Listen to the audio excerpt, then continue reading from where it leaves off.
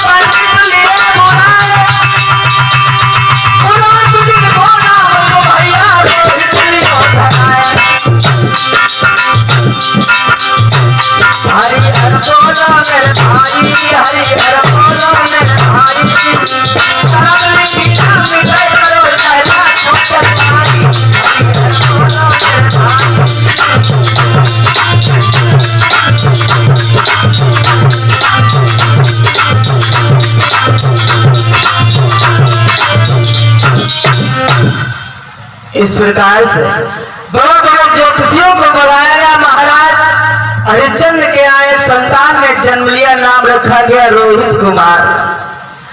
रोहित कुमार नाम रखा गया। अब ध्यान देना, धीरे धीरे रोहित कुमार की उम्र बढ़ने लगी। कितने वर्षों में पहुंच गए?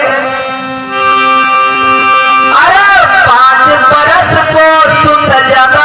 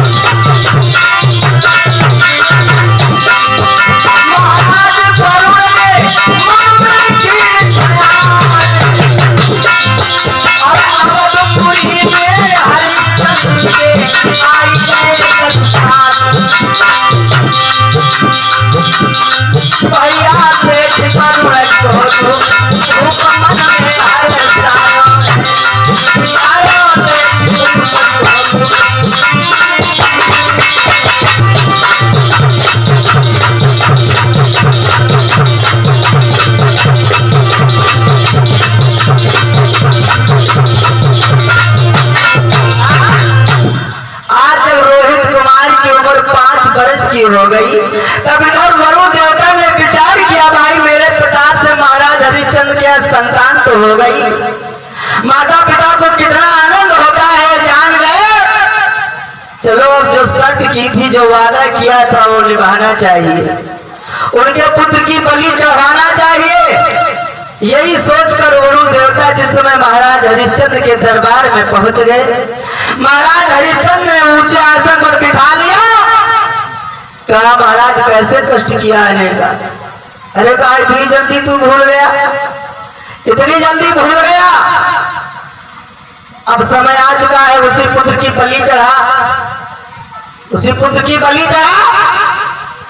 हाथ जोड़कर महाराज हरिश्चंद्र कहने लगे, गुरुदेव बलि चढ़ाने से इनकार नहीं है, लेकिन अभी मेरे बेटे का दुजाती संस्कार, जनेऊ संस्कार नहीं हुआ है। क्यों? जन्मते जाते सूत्रा, जन्म से सभी सूत्र वर्ण में होते,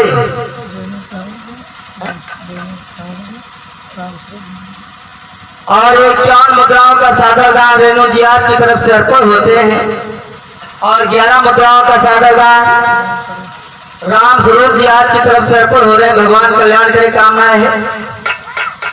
महाराज उसका जनेऊ संस्कार हो जाने दीजिए, उसके बाद में कभी भी आ जाना, मैं बलि चढ़ाने से इनकार नहीं करूंगा। वरुण देवता ने इशारा किया, हरिश्चंद्र याद रखना मैं फिर आऊंगा, और इस बार तेरा कोई बहाना चलने वाला नहीं है। वरुण देवता लौट गए, लेकिन वरुण देवता के जाने के बाद क्या हुआ? और 5 बरस को रोहित बेटा सुरपति मीन चुराई।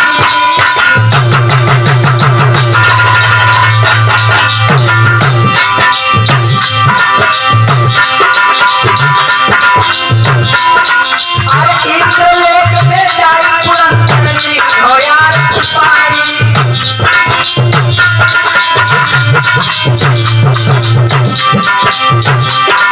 आवाज रहे सुन लीजिए बारंबार, एक दिनों तो वरुण देव ने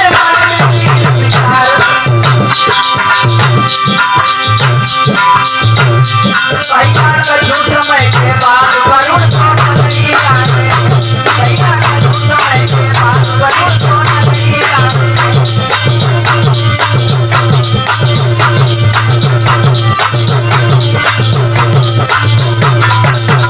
सुखदेव जी इशारा करते हैं, परीक्षित धीरे धीरे कितना समय व्यतीत हो गया? 12 वर्ष।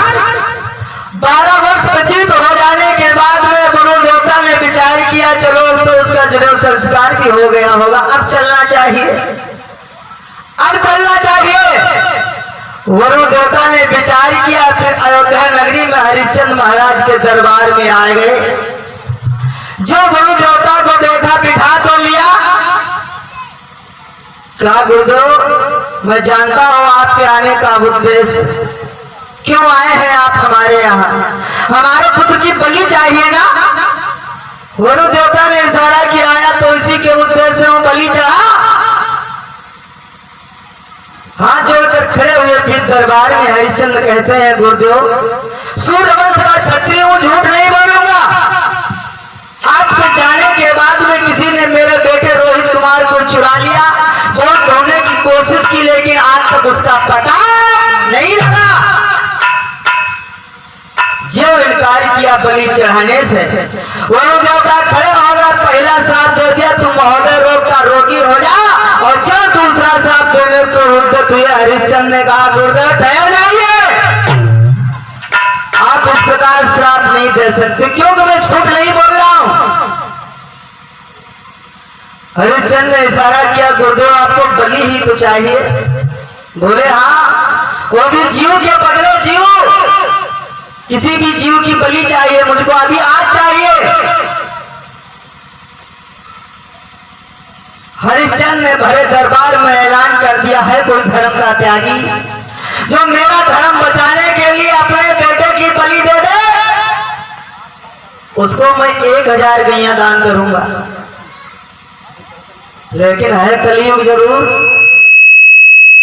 1000 गायों के लालच में कोई अपने बेटे को फांसी के फंदे पे नहीं चढ़ाएगा। लेकिन उस सतयुग में भी एक अजी गर्त का नाम का व्यक्ति उसी दरबार में बैठा है, शराब के नशे में सरसार अपना हाथ ऊपर कर दिया, महाराज 1000 गैया हमको दान करो, मैं अपने बेटे को लाकर खड़ा करूंगा फांसी के तख्त पर। 1000 गैया ले ली और अपने बेटे को लाकर खड़ा किया। जल्लादों को इशारा किया, इसको फांसी चढ़ाओ, इसकी बलि दीजिए। लेकिन उस बालक का रूप देखकर, सौंदर्य देखकर जल्लादों की हिम्मत नहीं पड़ी, इनकार कर दिया, महाराज ये मेरे बस का काम नहीं है। वरुण देवता ने इशारा किया, हरिश्चंद्र इसकी बलि जल्दी चढ़ाइए, नहीं तो मैं दूसरा श्राप दे दूंगा। हरिश्चंद्र के आगे फिर दूसरी समस्या खड़ी हुई। दरबार में फिर ऐलान कर दिया, है कोई धर्म का त्यागी जो मेरा धर्म बचाने के लिए इस बालक की बलि चढ़ा दे, मैं उसको 100 गैया दान करूंगा। अजीगर्त ने फिर अपना हाथ ऊपर कर लिया, महाराज 100 गैया हमको दान कीजिए और मैं अपने लाला की बलि चढ़ाऊंगा अपने हाथ से। और जो अजीगर्त बलि चढ़ाने के लिए जा रहा था, तब तक किसका आगमन हुआ? संतों में महान संत विश्वामित्र का। हरिश्चंद्र के दरवाजे पर पहुंचे, देखा बलि चढ़ जाएगी, इशारा किया, हरिश्चंद्र जिस कार्य को तू पूर्ण कराने जा रहा, बलि चढ़ाने जा रहा, मैं उसी कार्य को रोकने के लिए आया हूं, बलि नहीं चढ़ेगी। उसी दरबार में वशिष्ठ जी बैठे थे, कहा क्रोध शांत कीजिए, आसन लीजिए, अब जिस कार्य को आप रोक रहे हैं अब वो कार्य आप पूरा करेंगे, क्योंकि आपको पावर है, मैं जानता हूं। विश्वामित्र ने क्या किया? उस बालक की बलि तो चढ़ा दी, लेकिन 50,000 वर्षों की तपस्या का फल लगाकर उसको जीवित किया।